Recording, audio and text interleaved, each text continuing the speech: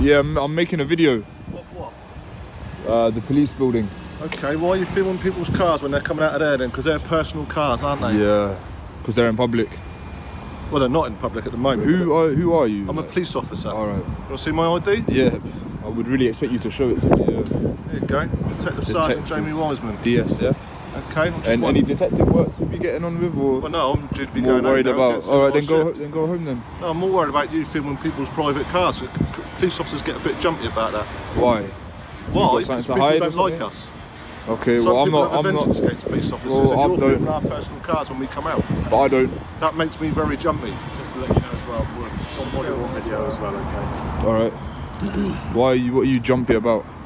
Well, my personal details going out on social media or something like that. Like you're just assuming that it's gonna go on social media. Do you know any of this? Like you're just assuming. No, I'm asking you. Okay. What do you want me to say? Like, Well, I want you to tell me what you're going to do with that information. it's my own recreation. Whatever I please to do with it. So what makes you want to do it then? I'm not interested in anyone's private place. Before we go any further, it's important to understand exactly what you're about to witness, because this is not just a routine police interaction. What starts here as a man standing peacefully on a public pavement with a camera quickly escalates into something far more serious. A senior police officer attempting to redefine the law in real time. This case touches on some of the most fundamental principles of a free society, the right to film, the limits of police authority, and how easily suspicion can replace evidence when ego enters the room. That you're about to see how a lawful activity is gradually reframed as a security concern, how discomfort is presented as justification, and how vague fear becomes the foundation for extraordinary powers. So what, has this police station been attacked before? Like, where's the basis for this argument coming from? Like, It's not an argument. okay, what's a fact? Is it? I'm saying it's a fact either. All right, well, Observation. I'm just like, rest assured, I'm not here for no trouble. Same fella. Have you been anywhere else today? No? You've been filming other police stations at all? Is it your business? Yeah, it is. I'm asking you now, yeah. Because if you're going around filming all the police stations, that makes me feel very uneasy. Right. And So what are you trying to do? I need to investigate that. Okay, what do you want to investigate? Why you are filming Hampshire police stations? Is my conversation not clear? Are you not clear on what I'm saying? I can film any police station, whether it's Hampshire, Surrey, any county. Your personal details. No, I won't. No. First name, surname, date of birth, anything like that, address. Why? Have I committed an offence? I'm not saying you have, I'm just asking the question if you're willing to provide police with that You information. seem very on edge. Is there anything I can do to put you at ease? I told you why I'm on edge. This is a camera, mate. I've given you assurances that I'm not here for any trouble. Have I explained that? Have you not read? The moment you hear the officer suggest that this area isn't public, alarm bells should be ringing. This is a foundational misunderstanding or misrepresentation of the law. In the UK, public access is the key test, not ownership. A pavement outside a police station is still a public place, and filming from there is entirely lawful. The officer's attempt to argue privacy here isn't rooted in statute. It's rooted in discomfort that what's happening is subtle but important. Rather than citing a law that prohibits filming, the officer shifts to moral pressure, suggesting that filming personal vehicles feels wrong or makes people nervous. But feelings do not override rights. You just said I have no idea. Like, you're a detective, mate. I work in this industry, in the security industry, and I know police officers have been followed home. I know police officers' vehicles have been targeted. Okay, well, I'm telling I know you that I'm not interested in harming any police But I officer. don't know that, do I? All right, well then, what are we gonna? All right, how are we gonna proceed then? Well, I'd like you to go if possible. So is that gonna like? What does that achieve? Like, I'm not gonna go. Well, it makes me feel better. I don't understand why you want to put me on this edge. I'm not putting you. You're putting yourself. I don't even think you are on edge. I feel like you just want to come out and bark a few directives and stuff. Like, Right, only directives. I feel like you want to flex a bit of perceived jurisdiction that you've got. Really, like, I'm too old for that, really, if I'm honest. all right, well then let's leave it at that. It's Friday afternoon. I've engaged. I've told you I'm not here for trouble. Like, I feel like You haven't given a good reason for doing it. I don't need a reason though. What I'm doing is lawful. I'm not saying it's not lawful. Okay, so why would I need a reason? It's just like my colleague is explaining it. Do I have to account for my actions in a public place doing something legal? You can find it strange. It's not illegal if it's strange. Like, I don't have to say anything. It's definitely suspicious behaviour around police stations in the current state of affairs around the world. isn't it? What state of affairs? When people are getting, Royal Police officers are getting injured, like my colleague said, on off duty, it just makes it's a bit concerning. What, on the basis of being filmed? Like, Here's where the interaction takes a critical turn.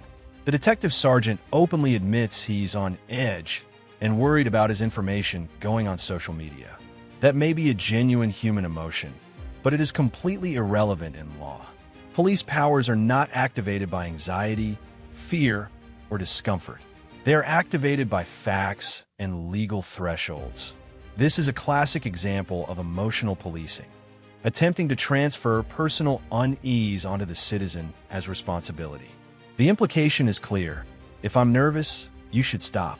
But that's not how rights work. TV all the way around of the course city, there isn't is, there? exactly. So what, I don't know why we've got such And then a obviously today front we've got another one. about Do you not think that filming. the police station could be a security risk? Is it not a secure building? Like, That wasn't my question. Do you concede that people may want to target a police station? no, You don't concede because that? it's not. I don't think it's a valuable target. I don't know what sort of people you're referring to. Well, anyone. Terrorists for one. Anyone. Terrorists for one. Okay, well, I don't believe that this is a valuable target for a terrorist. It's not like a civilian dense place, is it? No, but it's related. It to wouldn't a be government easy to plan. organisation, and people like to target the government. And the They police. don't though, How do do they? that. Terrorists don't target government, do they? They Yeah. go for they That's why it's blow called up buses terrorism. or No, train that's why it's stations and called that. Terrorism. Because it's specifically. Or to coerce the government into doing something, yeah. Yeah, exactly right. You got it. See, you're starting to get it now. Well, I've never not got it. I just don't think that this is a valuable target for a terrorist. I don't think police personnel are targets for terrorists. Excuse me? Listen carefully to how the language shifts here. The officers begin using phrases like security risk, valuable target, and current state of affairs. This is not accidental. This is the verbal runway toward counterterrorism powers. But the logic collapses under scrutiny. Hostile reconnaissance, by definition, is covert. It involves secrecy, concealment, and avoidance. What we see here is the opposite. A man filming openly in daylight with a visible camera, engaging in conversation. Yeah, but I'm not making an argument that police stations have been attacked before. Okay. Search the internet, you might find some information. I have. I wouldn't be irresponsible and do this if I didn't know that. Facts. Okay. Is it not? So me filming does not implicate me as any sort of like prospective terrorist No, but it or otherwise. raises more suspicion. Well, you can be suspicious all you want. Like it's not a crime. You suspecting me of doing something is not a crime. You need to have some sort of reasonable suspicion or objective basis to suspect me as a terrorist. No. Well, at the moment, I think you are filming a police station. Yeah. With no reason to do that. Mm-hmm. You are refusing to give your details. I have no idea where that information's going, and I know you have filmed other Hampshire police stations. Okay, so how do we proceed? I don't know, do we have a power of search? This is the pressure point where many citizens make a critical mistake. The request for personal details is framed as casual, reasonable, even friendly. But legally, this is a trap. The landmark case of Rice v. Connolly, 1966, makes it clear there is no general duty to assist police by answering questions or providing identification unless a specific law requires it. The auditor's refusal here isn't obstructive. It's lawful. And notice how the officer responds. Refusal itself is treated as suspicious. This reverses the burden of proof. Silence is not evidence. Exercising a right does not generate reasonable suspicion. Okay, under what is it, section 43 of the Terrorism Act? Can I leave this running? Okay, of course you can, absolutely. So these officers are going to search you now in order to see if there is anything that needs to raise that suspicion even further. So what items? Who's conducting the search firstly? These two are going to conduct the search. But you've just Yeah, I've been launched in with the it. grounds. So what are these officers going to be searching for? Anything related to terrorism. Such as or what? That's a bit abstract, isn't it? Any sort of Well, it specific is. ite Not at the moment. That's what Maps. that's what we are doing it for.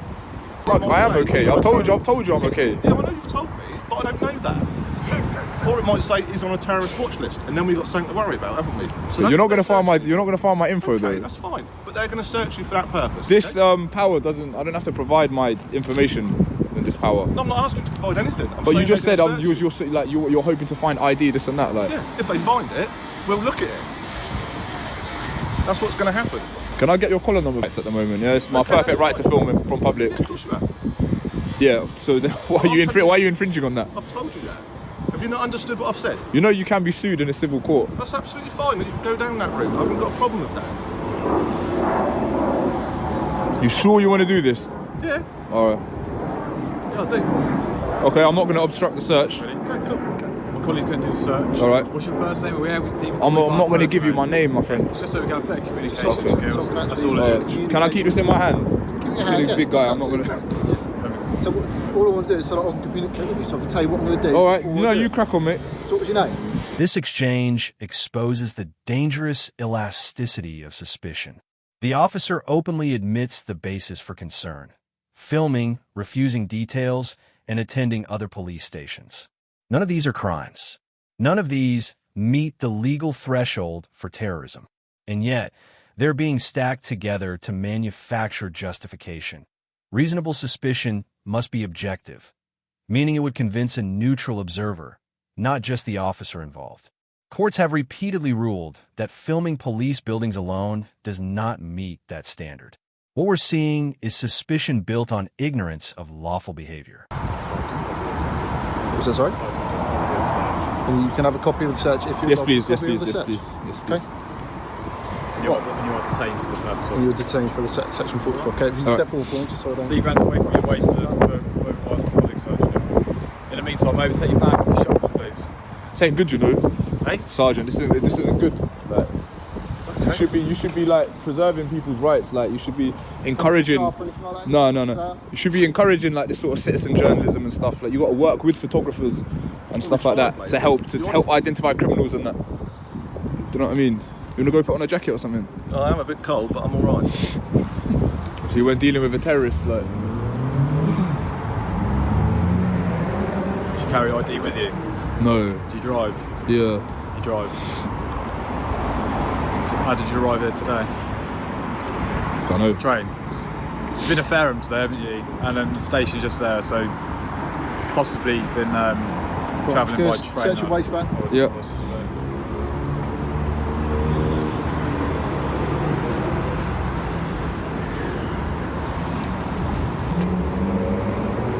Does your Ponto work? Say again, sorry. Does your Ponto work for the search? Yes, it does, mate. Yeah.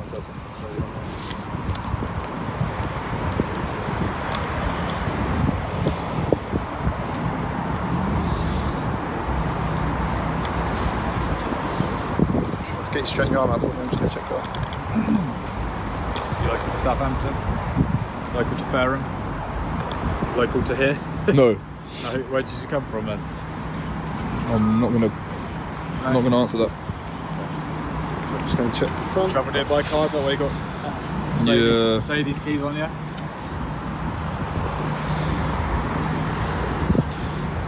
That's all clear. And the bag as well, mate. So what? Could you go over the grounds one more time? It's already done it. So what are the grounds? The fact that I'm filming and not giving my name. It's been explained by the sergeant, it's been explained by my colleague as well. This is the nuclear option, Section 43 of the Terrorism Act 2000. This power is extraordinary, and for good reason. It allows a stop and search only when an officer reasonably suspects involvement in terrorism.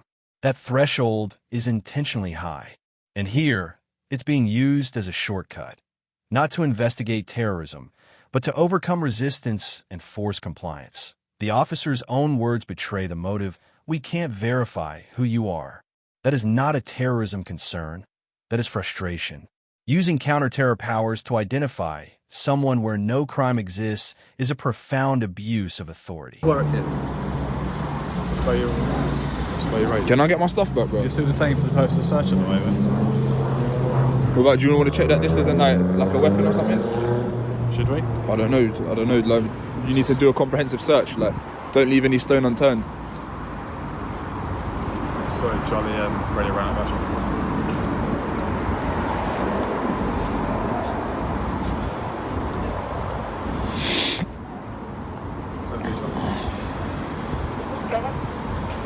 You know, if you keep abusing this legislation, like, you're going to lose it, you know.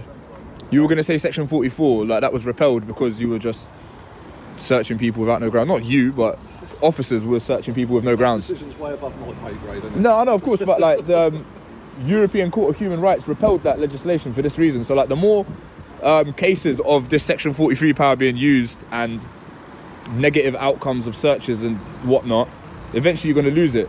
Okay. And I believe it's an important piece of legislation to actually catch real terrorists. Yeah. I'll be interested to know how many of these searches resulted in in convictions. I know you can't. I don't think there have been any. I'll be interested to know if any convictions have come as a result. Can you? I don't know why he's holding on to my property still. Because you're still detained for a search at the moment. Okay.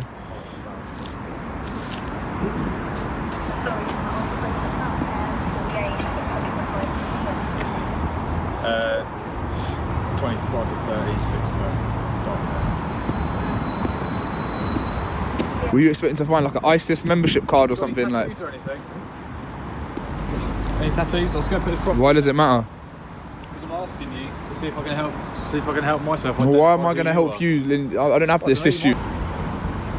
Any interesting cases? Who, me? Yeah. I have lots of interesting Yeah. cases.